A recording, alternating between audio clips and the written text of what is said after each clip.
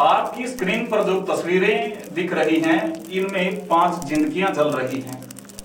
ये वो जिंदगियां हैं जिसे परिवार के मुखिया ने ही यहां तक पहुंचा दिया है।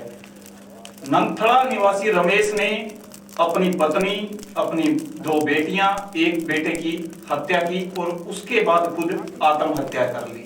कारण था कि रमेश को मोक्ष चाहिए था। इस विषय को लेकर आज हमने लोगों से बातचीत की है कि आखिर कोई व्यक्ति इतना बड़ा कदम कैसे उठा सकता है। कुरुक्षेत्र जाओ तो कुरुक्षेत्र के उस पे सब पे ये लिखा हुआ है, कर्मेन ही सिद्धंते न ही मनोरथे न ही सुप्ते से सिंगत से प्रविष्ठे मृगा। कर्म प्रधान देश है ये, सबसे पहले अपने कर्मों पे जो है ध्यान दियो। आप कहते हो मोक्ष मिलना इतना आसान नहीं। भगवान कृष्ण को भी मोक्ष नहीं मिला, राम को भी मोक्ष नहीं। आपको पता हो ना कि भगवान रामचंद्र जी अंत में सरयू नदी में समाये थे। भगवान कृष्ण जी इतनी क्रिटिकल पोजीशन हो गई थी उनकी, सारे शरीर से पीप निकलनी शुरू हो गई थी, तो उनको नहीं मिला है मोक्ष। तो ये देश कर्म प्रधान देश है, अपना कर्म करो, सबसे बड़ा मोक्ष वही है। तो कि बिजली कब चली जाए पता नहीं चलता, ग्राहक कब आ जाए पता नहीं चलता, जिंदगी एक गुब्बारा है, हवा कब निकल जाए पता नहीं चलता। तो पता नहीं हमारी नंथड़ा वाला मामला हुआ, उसको आप कैसे देखते हो? आपकी नज़र में वो क्या था और ठीक था या गलत था, कैसा उसने? ये पूर्णतः ही गलत था।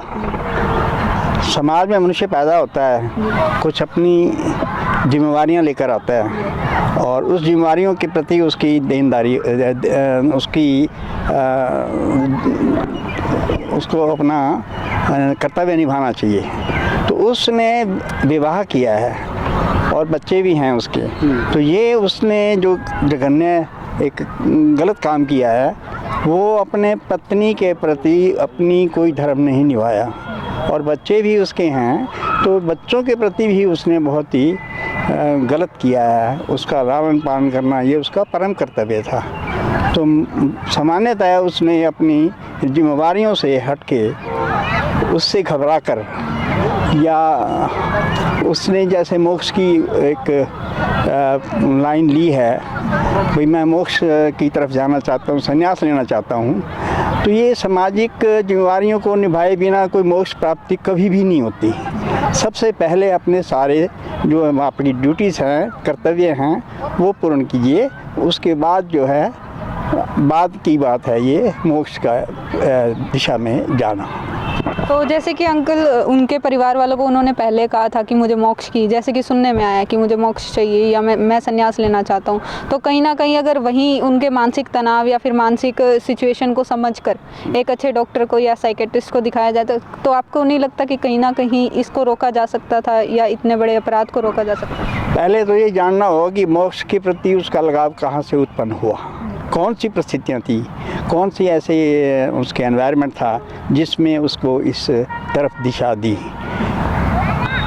जब उसने मोक्ष की तरफ दिशा की है तो कम से कम पहले अपने परिवार, अपने बच्चों के प्रति तो उसको जागृत होना चाहिए था कि इसके बाद इनका क्या होगा, इसका अंजाम क्या होगा।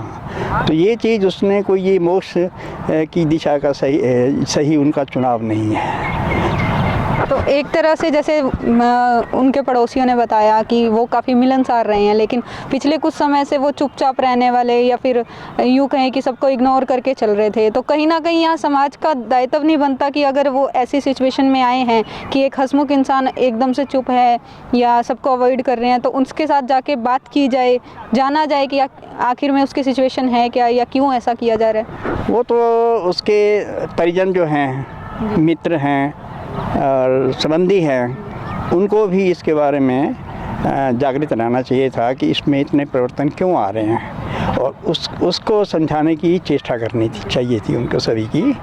और वो अगर कोई नहीं आ पाया तो उसका एक ही अपनी ही विचारधारा में वो डूबा रहा और वो उसी लय में रहा और उसने अपनी दूसरी जो जिम्मेवारियों हैं उससे हटकर उसने उसके मोक्ष की तरफ उसका ध्यान बढ़ता गया। तो ये समाज इतना तो परिजन और मित्र तो उनका भी कुछ ना कुछ सहयोग होना चाहिए इस दिशा में। उनको वापस धारा में लाने का, कि आप अपना पहले कर्तव्य पूरा निभाइए। पत्नी का धर्म जो है उनको और बच्चों के प्रति सभी जो है ये धर्म भी बड़े समाज में ज़रूरी हैं। उसके बाद मोक्ष की मामला हुआ, एक ही परिवार के 5 सदस्य हैं और उन्होंने मौत के घाट उतार दिया अपने परिवार को, जो मुखिया था, तो उसको आप कैसे देखते हो? देखो बेटे जी, ऐसे जैसे अखबार में पढ़े हमने, तो अखबार में तो ऐसा लगता है कि जैसे बहुत अच्छा आदमी था, सामाजिक आदमी था और समाज में जीवों के प्रति उसकी बड़ी अच्छी भावना थी।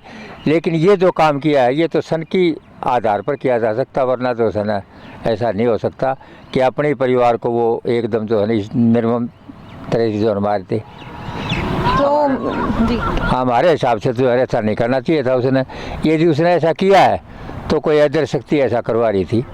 तो जो पारिवारिक अगर स्थिति देखी जाए तो दूसरे परिवार भी हैं, अगर आगे की जनरेशन की बात की जाए, जो यंग जनरेशन है या आपके बच्चे हैं, हम तो उनसे भी छोटे हो गए, तो उनका एक मैसेज कहीं ना कहीं यही जाता है कि मोक्ष प्राप्ति के चक्कर में कैसा है? मोक्ष प्राप्ति तो बेटी ये तो ढोंग जो है ना, ये तो उसके मुंह से कोई गलत निकली बात।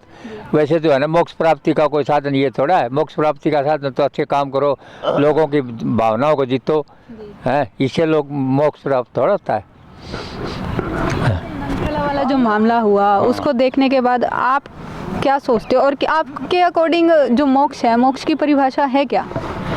बेटे, मोक्ष की परिभाषा ये है कि कोई भी जो मनुष्य है जिसने मतलब इस तरफ जिसका रुझान है, पूर्व जन्म के संस्कार होते हैं जो इस तरफ किसी का भी रुझान होता है, तो पूर्व जन्म के संस्कार के बगैर इधर रुझान नहीं होता। जैसे महात्मा बुद्ध ने जो है ना, मतलब जब अपने 3 जो इंस्टांस देखे, जैसे किसी बीमार व्यक्ति को देखा हैं, किसी बूढ़े व्यक्ति को देखा, किसी शव यात्रा को ले जाते हुए देखा, तो उसने अपने सारथी से प्रश्न किया कि भाई क्या ये जो हैं ये कंडीशन मेरे साथ भी होगी? तो सारथी ने जवाब दिया कि हाँ बिल्कुल आपके साथ भी होगी, मेरे साथ भी होगी। कोई भी आदमी बीमार हो सकता है, कोई भी आदमी जो है वो मतलब बुजुर्ग जो है वो उस अवस्था में पहुंचेगा, वृद्ध अवस्था को प्राप्त होगा हैं, और सब जो है ना वो मतलब क्या है कि अपना शरीर जो है त्याग करेगा। तो इस सब परिस्थितियों से सभी जीव आत्माओं को गुजरना पड़ेगा। तो ये दुख की निवृत्ति के लिए महात्मा बुद्ध ने मतलब जो है ना अपना जो घर बार त्याग के, राजपाट त्याग के और जाके मतलब अपना इसके लिए प्रयास किया। महात्मा बुद्ध ने जितना प्रयास किया, इतना प्रयास बहुत कम लोग करते हैं।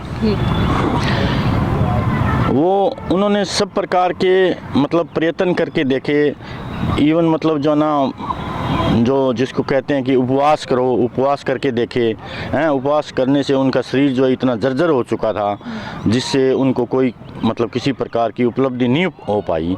तो मतलब उनको मतलब क्या है कि कोई बुज़ुर्ग स्त्री और स्त्रियां पानी लेके जा रही थी, तो आपस में वो बातचीत कर रही थी कि भाई धागे को जो अपना चरखा काटते हैं ना, सूत काटते हैं धागा, तो वो आपस में बात कर रही थी भी धागे को इतना मत खींचो कि मतलब वो धागा टूट जाए, और इतना लूज भी उसको ढीला भी मत छोड़ो कि वो उसको मतलब जो ना वो मत ना लगे।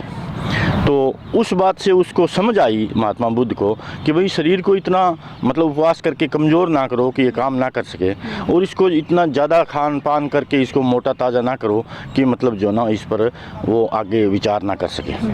तो कई स्थितियों से जब निकला महात्मा बुद्ध, तो मतलब एक दिन उनको जो ना इसका शक्ति का आभास हुआ ध्यान में कि मतलब जो है ना जीवात्मा जो है ना वो मतलब अनेक जन्म लेके अनेक कर्मों से और अनेक उनकी मतलब जो है इच्छाएं और कामनाएं हैं, तो उनसे कामनाओं से जब तक कोई मुक्त नहीं होता ना, तो मोक्ष की प्राप्ति नहीं होती। जब कोई भी ध्यान अवस्था में बैठता, ध्यान एक्चुअली में ध्यान है क्या? ध्यान कहते हैं ना कि फलां आदमी ध्यान कर रहा है। जब तक कोई ध्यान कर रहा है ऐसा बोलते हैं, तो एक्चुअली में वो ध्यान नहीं है। ध्यान तो एक ऐसी अवस्था है जहाँ कोई विचार ना आए, कोई कामना ना हो, कोई इच्छा ना हो। तो कोई कामना और इच्छा का ना होना ही मोक्ष है। और इसी को ध्यान कहते हैं।